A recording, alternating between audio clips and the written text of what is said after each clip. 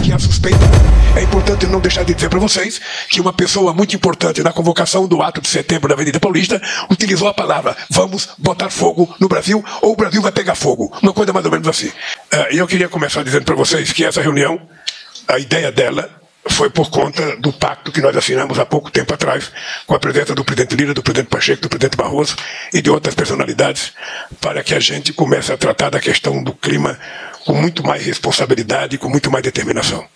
E nós tivemos nos últimos dias um agravamento da situação no Brasil. A gente ainda não pode falar que são criminosas a quantidade de incêndios que estão acontecendo no Brasil. Há indícios fortes. Ainda ontem no Rio de Janeiro prenderam 20 pessoas, porque no Rio de Janeiro ontem teve quase 1.800 focos de incêndio no Rio de Janeiro, que é um estado com uma extensão territorial pequena. Eu fiz uma visita ao estado do Amazonas para visitar os efeitos da seca no coração da Amazônia. É uma coisa que a gente daqui de Brasília ou de outro lugar do Brasil, a gente não pode acreditar, que a imagem daqueles rios caudalosos que a gente vê, que parece que nunca vai ficar vazio. Eu fui em lugares em que o rio, que tinha mais de 15 metros de altura, tem meio metro de água só, não dá nem para as pessoas andarem com as voadeiras deles para comprar comida ou para vender o que eles conseguem produzir. E para ficar ainda pior, eu chego no domingo à tarde e recebo a notícia que estava pegando fogo num bairro aqui no Parque Nacional, um bairro do Torto, acho que era, e eu fui fazer uma visita, peguei um helicóptero para dar uma olhada como é que estava, e a impressão que eu tinha é que era uma régua que tinha sido traçada e que tinha sido tocado fogo, ou seja, de quase não sei quantos quilômetros, eu pensei que eram uns 10, 15 quilômetros, muito longa, e fez um estrago muito grande no Parque Nacional. O dado concreto é que hoje no Brasil a gente não estava 100% preparado para cuidar dessas coisas. As cidades não estão cuidadas, até 90% da cidade, sabe, estão despreparadas para cuidar disso. Os estados são poucos que têm preparação, que têm defesa civil, que têm bombeiro, que têm brigadista, quase ninguém tem. Ou seja, então, o que nós estamos percebendo depois que aconteceu no Vale do Taquari, no Rio Grande do Sul, é que a natureza resolveu mostrar suas garras. Ela resolveu nos dar uma lição de dizer o seguinte: olha, vocês cuidam corretamente de mim, ou eu não sou obrigado a suportar tanta irresponsabilidade, tanta coisa errada e equivocada que os humanos estão fazendo. Porque, lamentavelmente, o ser humano é o único animal capaz de destruir o seu próprio lugar de dormir, capaz de estragar a sua própria comida, capaz de matar o seu semelhante sem nenhuma razão. Sabe, coisa que no mundo animal isso praticamente não existe. Então, essa reunião aqui é para a gente fazer uma revisão no conceito que cada um tem sobre a questão climática no Brasil. Ela está pior do que em qualquer outro momento. Só para vocês terem ideia, a seca no Pantanal é a maior em 73 anos. A seca na Amazônia é a maior em quase 50 anos. Ou seja, e aí essa semana, para deixar a gente mais responsabilidade com a questão climática, eu pensei que só chovia no Rio Grande do Sul, e eu vi a Alemanha enchendo d'água, eu vi a Romênia enchendo d'água, eu vi a Turquia enchendo d'água. Ou seja, há uma movimentação no planeta, e se for verdade o que os cientistas falam, nós temos responsabilidade muita. Daí a necessidade da gente discutir com um pouco mais de profundidade propostas novas para cuidar do meio ambiente, comportamento novo nosso, e ao mesmo tempo a gente começar a pensar mais seriamente na diminuição de gás de efeito estufa, se a gente quiser viver num planeta melhor. Não apenas do ponto de vista climático, mas os efeitos disso na saúde. Sabe?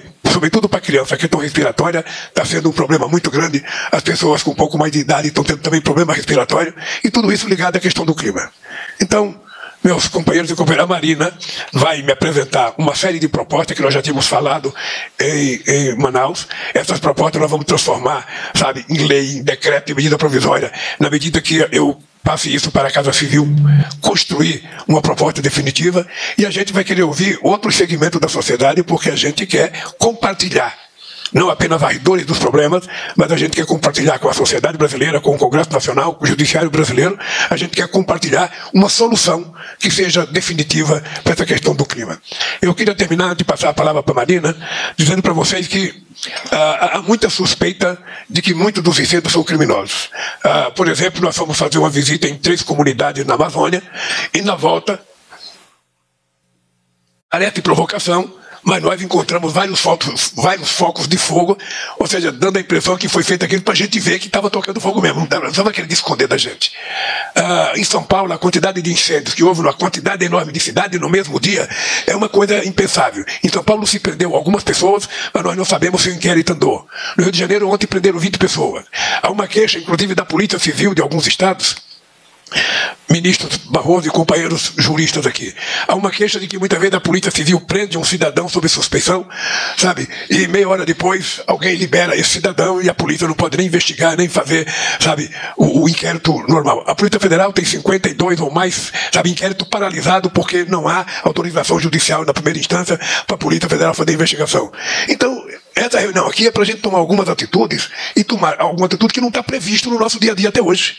Alguma coisa que as pessoas que estão tentando, sabe, essa ação criminosa sejam, sabe, avisadas de que a gente não está para brincadeira, que a gente vai levar muito a sério, porque esse país não pode, possivelmente tudo isso seja por conta da COP30 aqui no Brasil, talvez por tudo isso seja pela performance que o Brasil tem na discussão ambiental no mundo inteiro, talvez uma parte disso seja por interesses políticos, a gente não sabe, não pode acusar, mas que a suspeita há. É importante não deixar de dizer para vocês que uma pessoa muito importante na convocação do ato de setembro da Avenida Paulista utilizou a palavra "vamos botar fogo no Brasil" ou "o Brasil vai pegar fogo", uma coisa mais ou menos assim. Isso tem na internet, algumas coisas, vocês podem ver.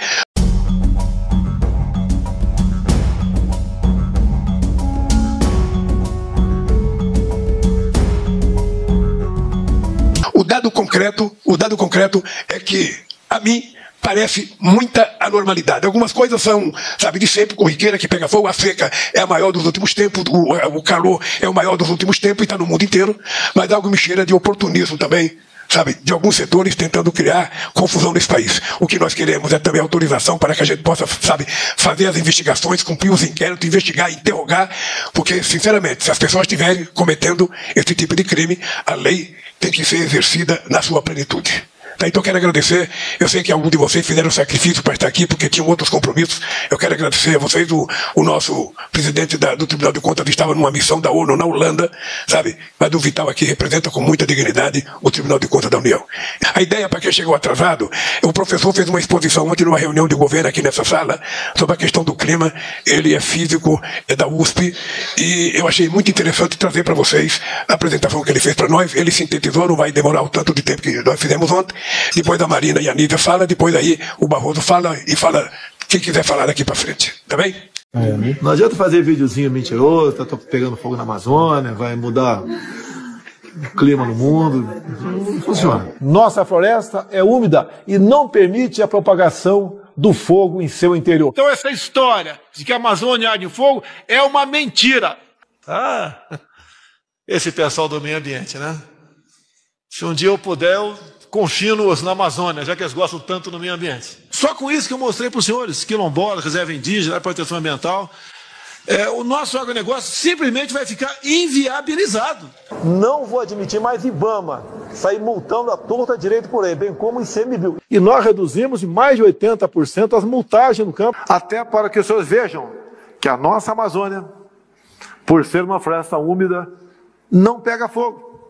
Como presente aqui o Ricardo Salles, o meio ambiente é um ministério que realmente não atrapalha a vida de vocês. Muito pelo contrário, ajuda-os e muito. Relembrem há algum tempo como o IBAMA e ICMBio tratava vocês e como esse tratamento hoje em dia é dispensado. A oportunidade que nós temos, que a imprensa não está nos dando um pouco de alívio nos outros temas, é passar as reformas infralegais de desregulamentação, simplificação. Então, para isso precisa... Vamos lá, então. Professor Paulo Eduardo Atacho Neto.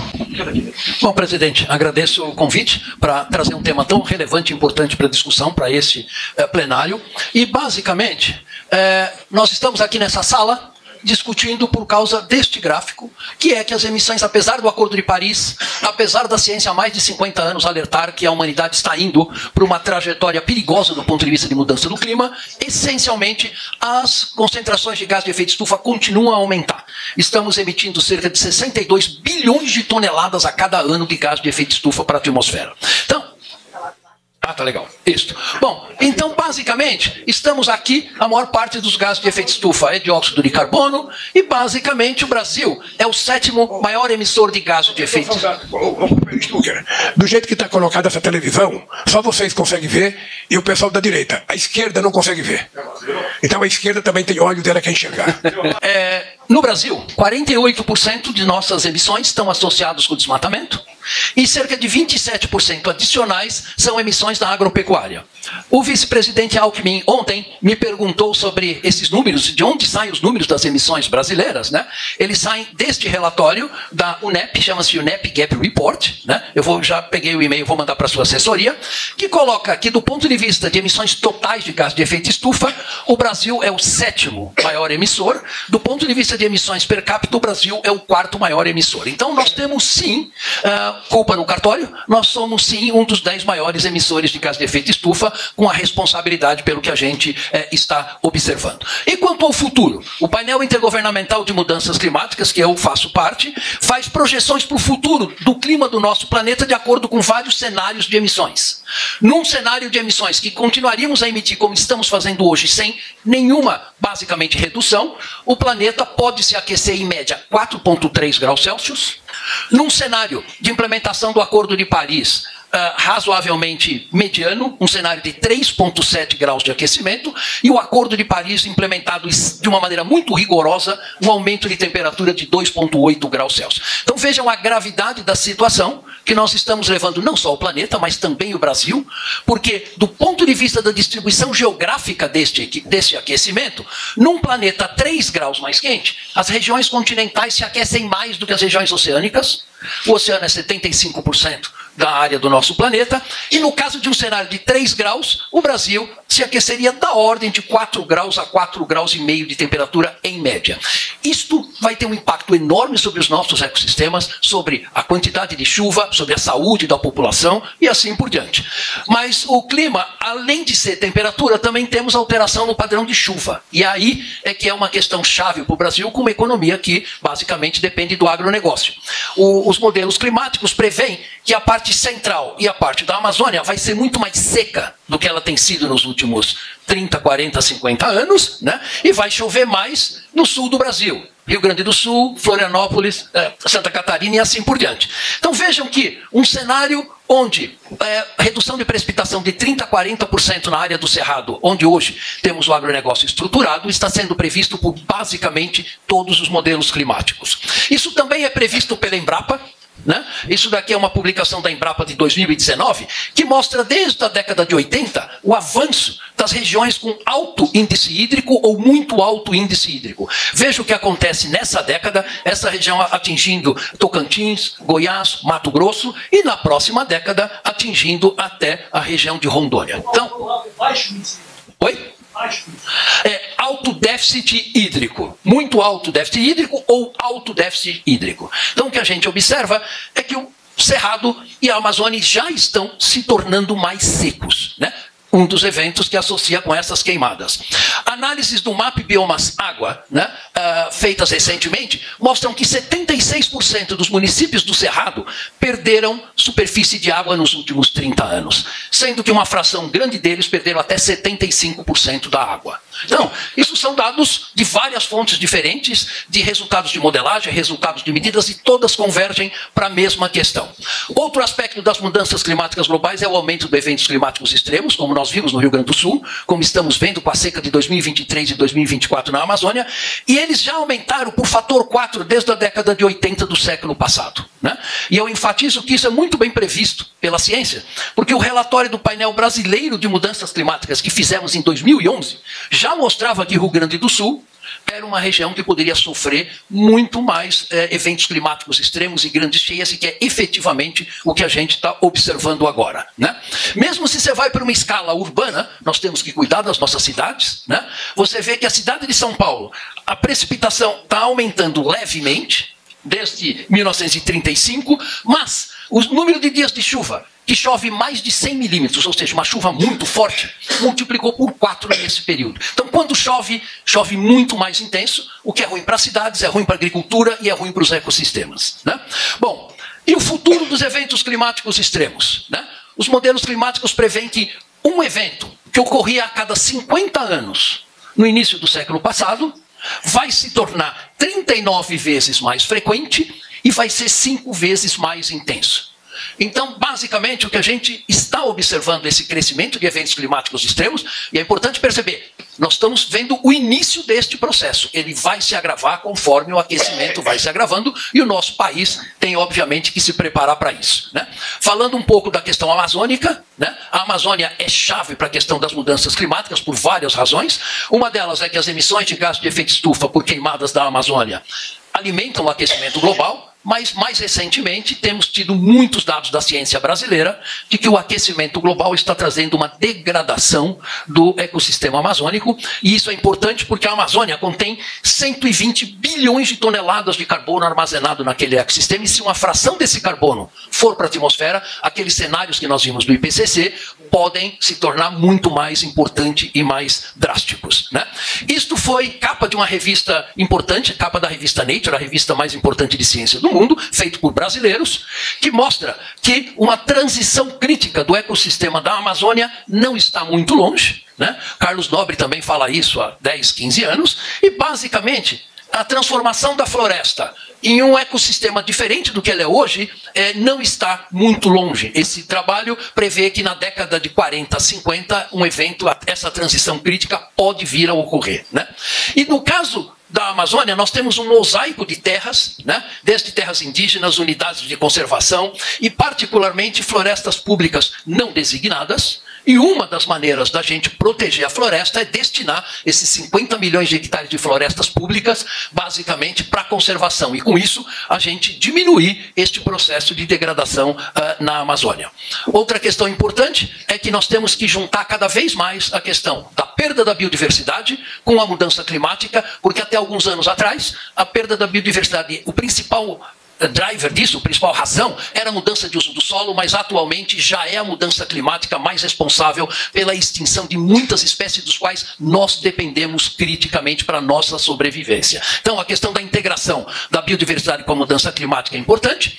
E, por último, eu acho que é fundamental falar da questão da saúde, né? Não só da saúde humana, porque a visão mais moderna da saúde, olha, a saúde humana em conjunto com a saúde dos ecossistemas, em conjunto com a saúde dos animais e em conjunto com a nossa saúde. Então o Ministério da Saúde tem vários programas nesta direção e isso é absolutamente fundamental para garantir a nossa sobrevivência.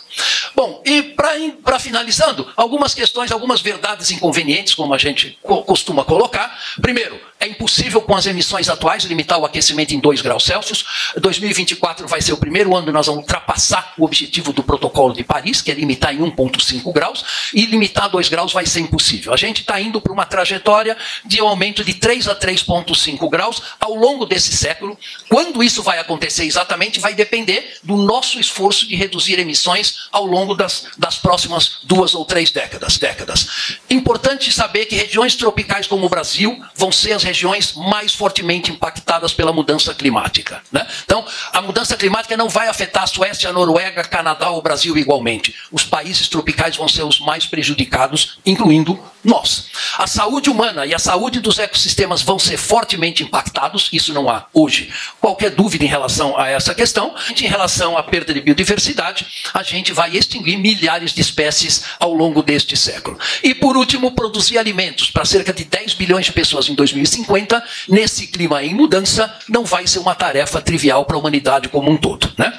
Bom, e falando das oportunidades únicas que o Brasil tem, primeiro, o Brasil é o país que tem a maior possibilidade de redução de gás de efeito estufa. Lembra, 48% das nossas emissões vêm do desmatamento, de uma maneira muito rápida, de uma maneira muito eficiente, com custo baixo e com muitos co-benefícios de preservação da biodiversidade. Então, a gente deveria aproveitar essa oportunidade. A gente também tem um potencial de geração de energia solar e eólica que nenhum outro país sequer chega perto da gente, né? Compara com a Alemanha, compara com os Estados Unidos. Nós temos uma vantagem estratégica extraordinária nessa questão.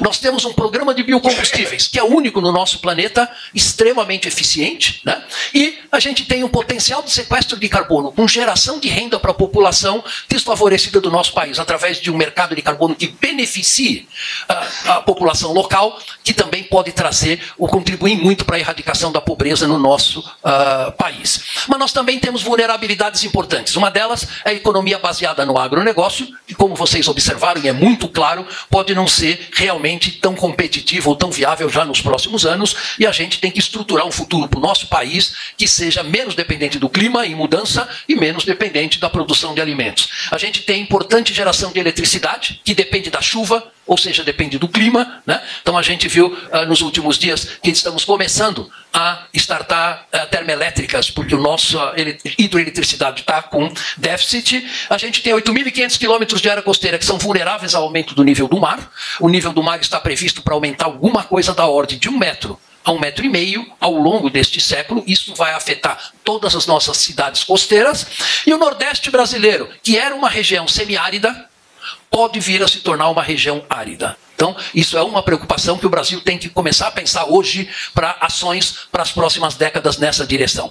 E, finalmente, alguns possíveis caminhos que a gente pode tomar para minorar essa questão. Primeiro, eliminar o desmatamento da Amazônia e dos demais biomas, né, até 2030, e isso inclui eliminar todos os desmatamentos legais e ilegais. E é importante lembrar que o Código Florestal foi feito e desenhado, né, em conjunto com o Congresso Nacional antes de termos essa situação atual de emergência climática. Então, a gente tem que começar a pensar nessa nova realidade do clima que se coloca, talvez refazendo o Código Florestal. Temos que, obviamente, como o presidente Lula colocou, ter ações efetivas no combate aos crimes ambientais, em particular na Amazônia.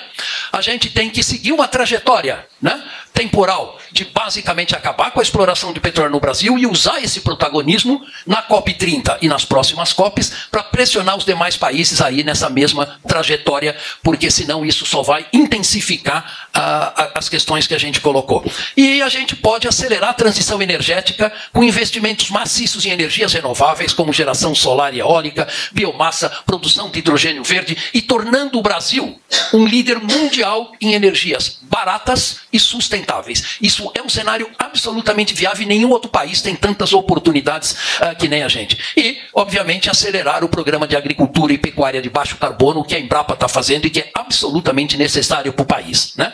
Então, basicamente, a gente também pode investir fortemente em estratégias de adaptação climática. Como vocês viram, nós temos vulnerabilidades importantes na Amazônia e em várias outras regiões. Temos que se adaptar ao novo clima. O clima já mudou e vai continuar mudando nos próximos anos e nas próximas décadas, e tendo a redução de desigualdades sociais e a eliminação da pobreza como aspecto central destas estratégias de adaptação.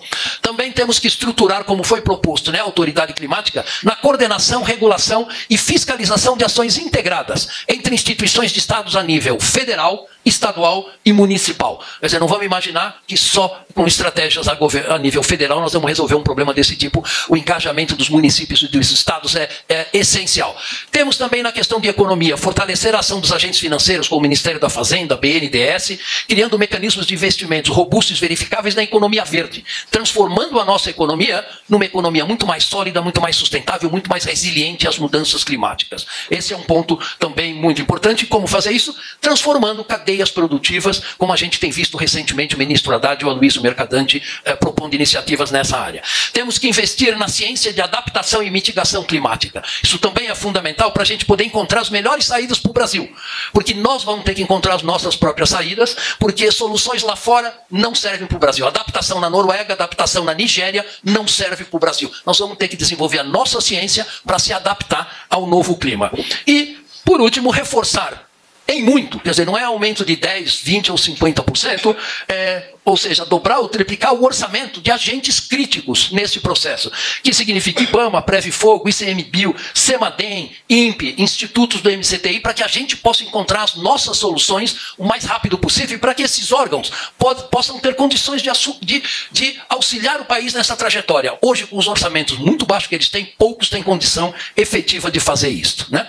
E é importante lembrar que o Brasil é signatário dos 17 Objetivos de Desenvolvimento Sustentáveis, dos quais o objetivo 13, que é a ação contra a mudança do clima, é chave para a gente atingir a redução da pobreza, é chave para a gente reduzir a disponibilidade de água e disponibilidade de alimentos. Então, quase que nenhum dos demais 16 ODS podem ser cumpridos sem um clima estável.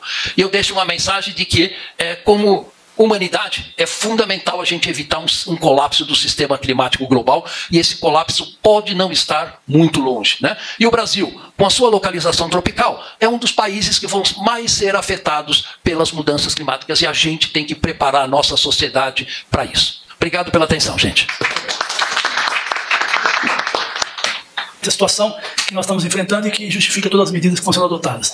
Esse é o dado do Brasil, nacional, a evolução entre a disponibilidade de recursos hídricos. Aqui nós temos chuvas, aqui nós temos secas. Então nós estamos assistindo uma evolução dramática da situação do quadro climático, onde o período de seca, o período de chuvas cada vez menor e o período de estiagem cada vez maior. De fato, a situação é muito grave em função de tudo aquilo que o professor Paulo aqui apresentou. Eu vou direto aos dados, presidente, para ser bem curto.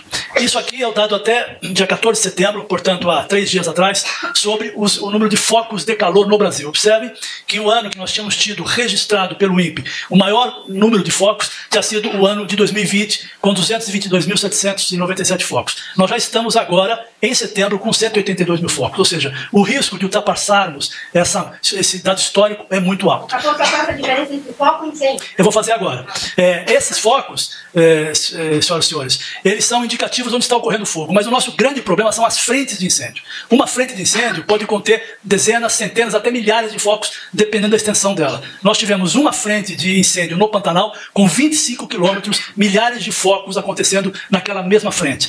E no Pantanal, eu trago esse dado, em primeiro lugar, antes da Amazônia do Cerrado, porque aqui nós temos, senhor presidente e senhores presidentes dos poderes, uma situação em que o país foi capaz de reverter graças à sala de situação e à ação integrada do governo. Observe que nós estamos numa rota ascendente, nós tínhamos indicativos de que iríamos superar o pior ano de 2020, mas a ação integrada do governo permitiu uma inflexão da curva, perdemos um certo controle, voltamos a infletir a curva e hoje nós cruzamos já os dados do pior ano, ou seja, a nossa possibilidade de conseguir reverter o quadro é muito grande no Pantanal. Observem que, em termos de área queimada, que é a principal medição, o foco de calor é um dado importante, mas o pior é a área que foi efetivamente queimada e perdida do ponto de vista de ecossistemas ou de áreas produtivas. Observem que nós também estamos num crescimento acelerado, conseguimos inverter e até agora, até 9 dias atrás, nós tínhamos 1.708.000 hectares queimados no Pantanal. Significa 17 mil quilômetros quadrados. O Pantanal tem um pouquinho menos de 200 mil quilômetros quadrados. Portanto, é uma área muito grande, porém,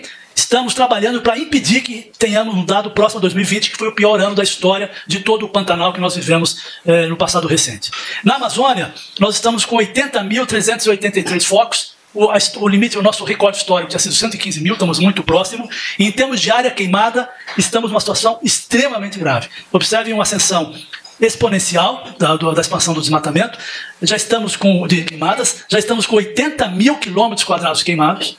O recorde histórico tinha sido 96 mil em 2020. E pior, o dado sobre o que está queimando. Porque parte do que queima é em pastagem, parte do que queima é em área agrícola, e parte, historicamente pequena, na Amazônia, do que queimava era em floresta. Porque a floresta tropical ela é úmida, ela é resistente ao fogo. Mas observe que um dado histórico que ficava abaixo de 10%, no máximo 12%, de floresta no conjunto de tudo que foi queimado, observe que agora nós temos 34% em floresta. Ou seja, na Amazônia, este ano, nós estamos com 1/3 da área queimada de floresta. No Cerrado também estamos avançando muito rapidamente, estamos com um dado de focos muito alto e com um índice de área queimada já de 89 mil quilômetros quadrados. Resumindo, e indo direto ao ponto, até o dia 9 de setembro, nós tínhamos 18 milhões de hectares queimados na Amazônia, Pantanal e Cerrado somados.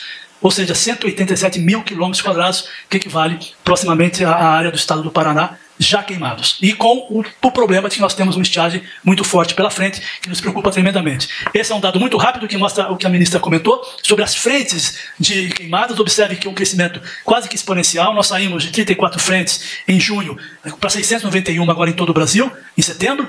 Temos uma quantidade muito grande de frentes extintas e controladas, mas elas continuam aparecendo a cada semana, 100 novas frentes praticamente a cada semana, o que implica numa seguinte constatação: estão pondo fogo. Né? Lembrando que o combate ao fogo não é uma atribuição do governo federal. O governo federal, teoricamente, pela lei, teria a obrigação de combater incêndio nas áreas federais, unidades de conservação e áreas públicas federais. Mas nós estamos sendo obrigados a socorrer todas as áreas do Brasil, porque, como foi dito, a capacidade dos estados é muito baixa.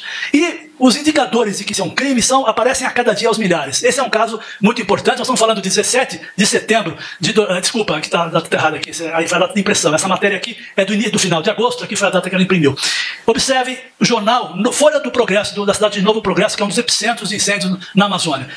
Flona Jamanchim, Floresta Nacional de Jamanchim, a vingança será com fogo. E a matéria fala de fontes dizendo que, em função do aumento do controle, da ação de fiscalização, nós vamos pôr fogo na Amazônia, vamos pôr fogo na Floresta do Jamanchim, para vir depois lá, o governo que apague. Né? Não estão lá no Pantanal? Que venham proteger a floresta deles, argumentou um líder que poderia ser investigado pela Polícia Federal, pela ABRI, para saber quem foi. Nossos carros do Previfogo cada vez mais inviabilizados. Botam fogo na área, enchem a estrada de pregos e impedem que o acesso do Previfogo chegue nas áreas. Temos tiroteio com a Polícia Federal, quando chega na área para fazer a operação, são recebidos a bala. E, pior, engenheiro preso por atear fogo, preso em flagrante, pondo fogo numa área de florestal, paga fiança de 5% e é solto. Matéria publicada e enviada por mim pelo delegado Humberto da Polícia Federal, revoltado, porque o esforço é enorme para tentar combater e a justiça solta o sujeito pagando 5% da fiança sem nenhuma consequência. Muito obrigado.